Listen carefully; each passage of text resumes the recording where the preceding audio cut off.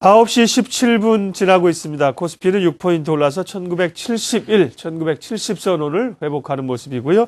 코스닥도 일단 장 초반에 상승세입니다. 2포인트 올라서 483으로 진행되죠. 박준현 차장, 김성훈 의원과 함께 출발 전략 세우겠습니다. 박 차장님, 네. 투자자들은 경기 방어주냐 혹은 경기 민감주냐 좀 고민이 커질 것 같은데요. 어떻게 대응할까요? 그렇습니다. 일단 저희 프로그램에서 계속 산타랠리가 올 것이냐 이 부분을 가지고 많이 방송을 드린 바가 있었는데요. 이번 산타는 아마 썰매는 중국산이 아니겠는가라고 생각을 해봤습니다. 그렇다면 포트폴리오의 조절이 필요한 상황이다라고 생각을 하고 있는데요. 경기 민감주 그리고 경기 방어주가 지금 어느 쪽으로 투자자들 같은 경우에 담을까 이게 사실 고민이 아닐 수 없습니다. 왜냐하면 경기 민감주들 같은 경우에는 일부 업종은 상당히 주가가 많이 빠져서 지금 반등 중에 있고요. 그리고 기존에 잘 나갔던 뭐 생활용품이라든지 음식료, 의약 업종 등 같은 경우에는 실적 전망은 상당히 우수한 반면에 주가가 좀 상승세는 둔화가 되고 있기 때문에 어느 쪽이 좋을까 고민을 하실 것으로 보이는데 제가 그림 하나 준비를 해봤습니다. 연초 이후에 주요 섹터 주가의 모습을 잘 보시면은요. 지금 현재 기존에 잘 나갔던 IT를 비롯한 음식료, 생활용품 쪽에서는 둔화가 되면서 최근에 사실 기관 투자자들의 매도세가 나오고 있는 상황이고요. 그동안에 이익 전망이 안 좋았기 때문에 주가가 많이 바닥을 기고 있었던 산업재나 소재, 자동차 업종은 상대적으로 지금 올라가고 있는, 반등하고 있는 상황인데요. 다음 그림 한번 보시면은요. 모멘텀 인덱스라는 그림을 한번 보여드리도록 하겠습니다. 최근에 보시면은 미국 쪽의 장단기 금리차라든지 EPS 추정치는 지금 수축 국면으로 들어가고 있는 상황이고요. 반면에 중국 쪽의 PMI 지수나 BDI 지수 같은 경우에는 바닥을 찍고 지금 상승 국면에 지금 들어가고 있습니다. 이 이야기는 결국은 뭐냐면은 중국 쪽의 경기 모멘텀이 지금 현재 미국보다 양호하게 진행이 되고 있다는 이야기가 되는 것이고요.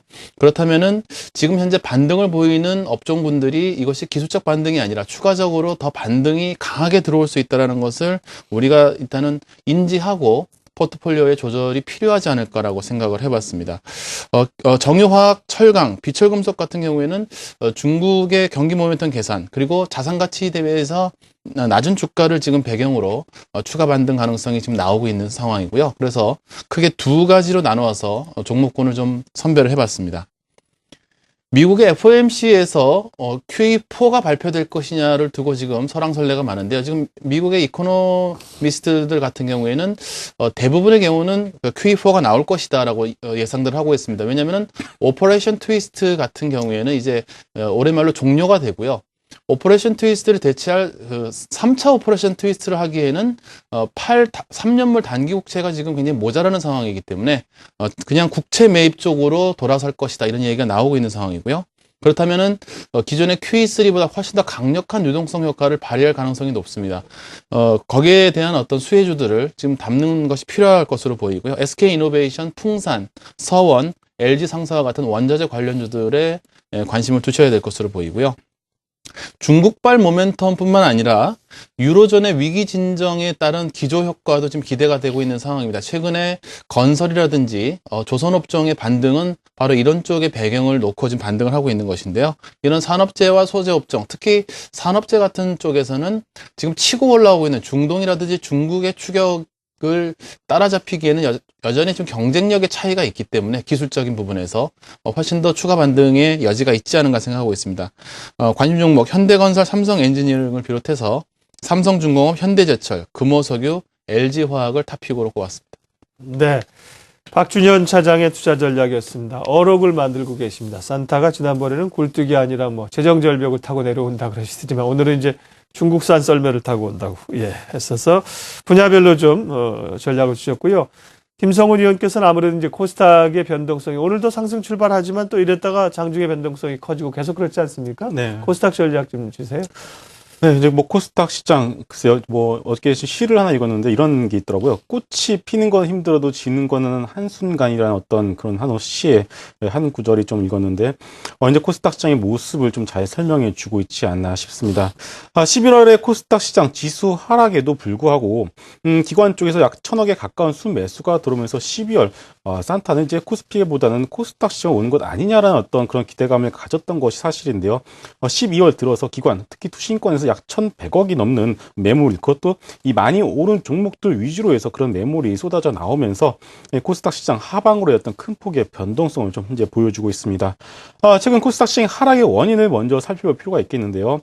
고평가, 고포에 대한 얘기를 할 수도 있습니다. 하지만 지금 코스닥 시장의 하락 가장 큰 이유는 이 코스피 낙폭 과대 대형주의 급반등이 있다고 봐야겠죠. 결국 시장의 수급이 이제 경기 방어주에서 고베타 종목, 경기 민감주 종목으로 옮겨가고 있고요.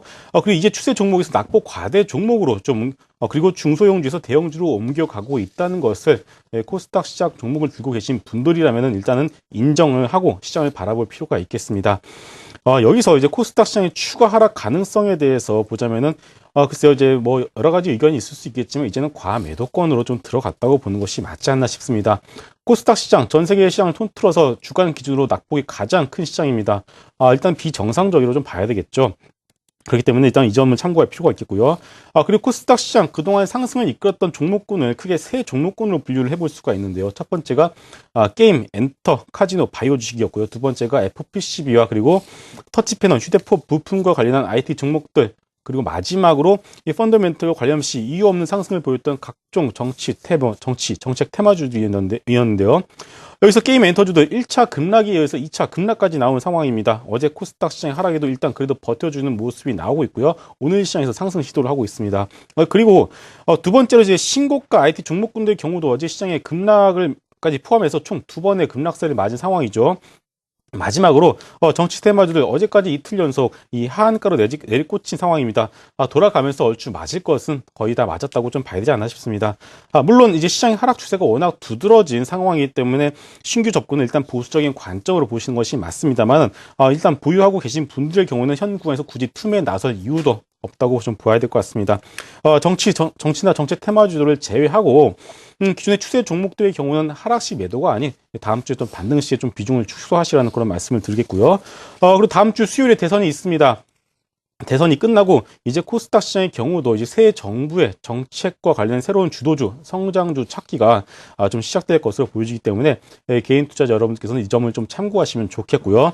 그리고 코스닥 시장의 주축인 IT 섹터에 대한 관심은 내년까지도 가져갈 필요가 있겠습니다. 특히나 세트 업체보다는 삼성전기나 뭐 서플라이 체인에 대한 관심이 점점 높아질 수밖에 없다고 봐야 될 것 같고요. 이제 또 아이폰이 드디어 저가폰을 출시하기로 했습니다. 내년 IT 업계는 이머징 마켓에서 얼마나 중저가 태블릿이나 스마트폰을 잘 파느냐의 싸움이 될 것이고요. 결국 캐파의 싸움이 될 것이기 때문에 여전히 코스닥 시장에서 IT 섹터는 관심 있게 봐야 된다는 말씀 마지막으로 드리도록 하겠습니다.